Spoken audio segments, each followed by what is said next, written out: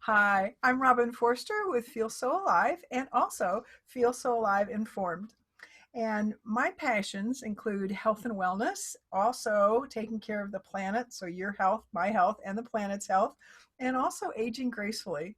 And as a solo entrepreneur, I've gotten really interested in productivity and kind of geeking out on it a little bit. So there's tendency to have some productivity tips here and there. But today, what I wanted to do, oh, and I want to let you know that I'm looking down because I have some notes because I have a really marvelous speaker and I want to make sure that I don't miss anything. So today, our speaker is going to be talking for about 10 minutes, just so that you know kind of the lay of the land.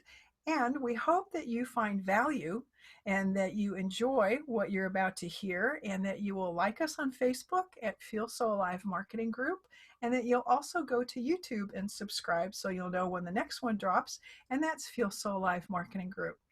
And now it is my great pleasure to introduce Elizabeth Barbour. And Elizabeth, you're a life coach, a business coach, a shamanic practitioner. Can you tell us a little bit about yourself and how did you get to where you are in the healing arts? Oh, well, thank you. And thanks for having me today, Robin. It's so good to be here with you. So I have been coaching for 20 years now. I started in 2000, back when people said, a coach, what sport? Professional coaching was very new back in the day. I had already had my master's degree in counseling at that point. And when I discovered coaching, I knew it was just the perfect fit for my career. And so yeah, I've been a life and business coach mostly for women professionals and women entrepreneurs. And then in recent years, since my mom passed away in 2016, I've developed a real interest in shamanism, and so have been studying shamanism and have been practicing as a shamanic practitioner using journey work with my clients and combining it with the coaching. Wow, that is fascinating to take two different disciplines or ways of looking at the world and combining them. I mean, that just sounds like you're bringing incredible value to the folks that you're working with. And can you tell us what some of the benefits are that people have gotten from you being able to bring these disciplines together? Sure. Yeah, I think that the biggest benefit is that we're taking sort of intuitive and spiritual insights and marrying them with practical strategy and solutions. So it's sort of, we're integrating all of it. I think so often we can get spiritual insights and go, oh, okay, wow, that's amazing to maybe know something or learn something or understand it. But then it's like, okay, but what are you going to do about it? And so that's where my background as a coach comes in, where I'm able to say, okay, so now that we've just gotten this download, you've had this big realization, what are you going to do with it to help you move forward with your goals or your dreams or whatever that is? I have a neat story I can tell you about a recent client. Would that be good? That would, if you don't mind, that would be super. Sure. So just a few weeks ago, actually, I had a client who was asking me about next steps in her business.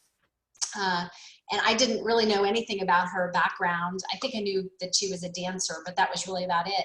And when I went to do the shamanic journey, so the way it works is I do the shamanic journey, which is like a deep meditative state. And I go into that state with my client's intention in mind, and I access the information. I get messages. It appears in symbols. Sometimes we might have maybe some of their ancestors might appear. Could be spirit guides, could be angels, could be I get biblical verses, poetry. I mean, you just never know what's going to show up. And with this one particular client, Tinkerbell kept showing up. And I was like, why is Tinkerbell here? And the journey actually took place at Magic Kingdom, Walt Disney World. And I was like, wow, this is very unusual. And so when I relayed everything to the client, she told me that she had a pet project called The Magical Child. And she sent me the logo and it had Tinkerbell on it. Oh, wow. I didn't know that because it wasn't publicized. She said it was a project that had been a pet project a couple of years ago. She kind of put it on the shelf and she was thinking about whether or not she should bring it back out, but she didn't tell me any of that before our session. So clearly she got confirmation from the universe that she was on the right path.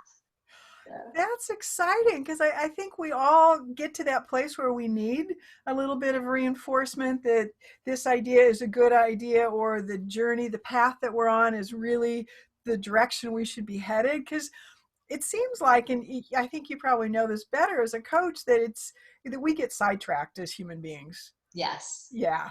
And we kind of veer off of the path and get out of the flow, or how is it that Esther Hicks says it, the high flying disc? Yes. Yes, we kind of totally lose the disc. And it's like, where is it? What's going on? Exactly. Yeah. Oh, well, thank you for sharing that story. That's just so heartwarming. Sure. It's really fun. There's some really magical things that have shown up with my clients. It's really neat. Interesting. Okay, we may have to go down that rabbit hole a little bit more, but before we get there, Okay. what is it that brought you to the healing arts? I mean, I understand you're educational and that you were talking about bringing these two things together after your mom died, but how did you know that the shamanic journey was the path for you? And how did you know that that was the place for you? My mom, so I was a caregiver for my mom for 3.5 years before she died from throat cancer back in 2016. And during the final probably 6 months of her life, I worked with a woman that I know in North Carolina. I live in Texas, but she's up there. And worked with her shamanically to help my mom make her transition and sort of make her peace with her death and dying, and of course helping me to do that as an only child and primary caregiver to sort of do that journey. And as I was being I guess I was sort of like my mom's death doula in a way, with this shamanic practitioner who was guiding me all along the way and telling, okay, you can do this and you can do this. And so we were doing a lot of work, both physically, emotionally, and spiritually with my mom.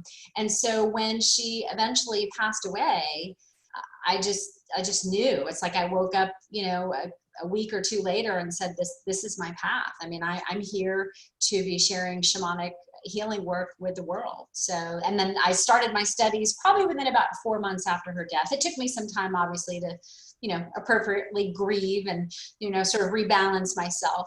But yeah, that January I started, and I was in a 2-year mentorship program. So. Interesting.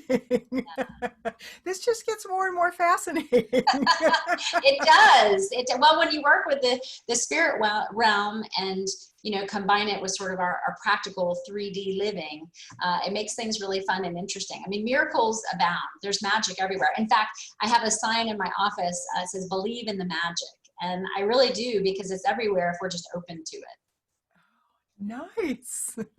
Okay, well, speaking of the magic and sharing and pathways, what is the gift that you want to give to the world? What 2 or 3 tips or suggestions would you like to pass on to the people who are watching this in the replay? Okay. Well, I was thinking about that when you invited me to come join you today, and I want to share something that I talk about in my book. So I just released my first Kindle book. It's called Smart Self-Care for Busy Women. And in it, I talk about the importance of checking in with ourselves. Sort of a self-scanning process. It's called SOS. Which is sort of when our life cries out for help. It's like, oh, something's out of balance. What's wrong? We need help. Do an SOS scan. What's my relationship with myself? What's my relationship with others? And what's my relationship with spirit? And then take time to assess, where am I out of balance? Maybe I'm doing a good job of taking care of myself, and maybe I sleep well and I eat right and I exercise. But maybe with the others, gosh, maybe I haven't talked to my mom or my sister or my best friend or whoever in a long time, and I need to reach out to them. Or maybe it's with your spiritual life. Maybe you need to take some time to, spend some more time praying or meditating or building an altar or talking to your ancestors, whatever it is that is your personal spiritual practice. So I think really focusing on those 3 areas of life can be a really good way for people to do a sort of self-assessment and say, where am I out of whack, and what can I do to get myself back in alignment? Wow, I like that. And I did download your book. Oh, thank you. which is exciting. I have to be honest, I have not read it yet. That's okay. That's okay. I did download it. And something, because we're just about at our 10-minute mark here, but I was looking at your 7 daily rituals. Yes. And I was wondering if you wanted to just real briefly talk about that, because I was looking at that and going, oh yeah, I need to do more of. Yes. Oh, I'm so glad you brought that up. Thank you for asking. Yes, the 7 Daily Rituals is a free PDF that you can download on my website, which is just elizabethbarbour.com. And in it, I talk about 7 things we can do every day to really help ourselves get grounded, to feel balanced, and to find that me time that is so elusive, especially these days, with people, having spouses working from home and kids home from school, and it's really hard to find that time. So yeah, in there we talk about the importance of setting daily intentions around your self-care. We talk about journaling. We talk about meditation, talk about connecting with others. There's a few others in there as well, but Yeah. Spending time at your altar. I liked how you brought up the whole altar thing. I remember as a young kid, not even a teenager, I had an altar. oh, Yeah, and haven't since. I have a few pieces around the house, but no central place that I can look at and have that heart connection and just go, oh, take a deep breath, So is that something you might be creating for yourself soon, Robin? it does kind of sound like it, doesn't it? I mean, because it doesn't have to be complicated. It could be as simple as a candle and maybe a photo and a special crystal, or, like, it doesn't have to be complicated to be meaningful. Oh, nice. Excellent. Well, looking at the clock, I think that we're done with our time.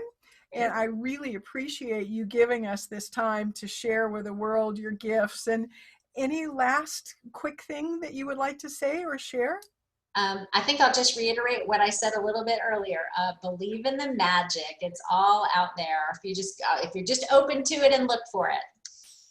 Nice. Well, Elizabeth, thank you so much. I appreciate your time. Thank you so much, Robin, for having me. Bye.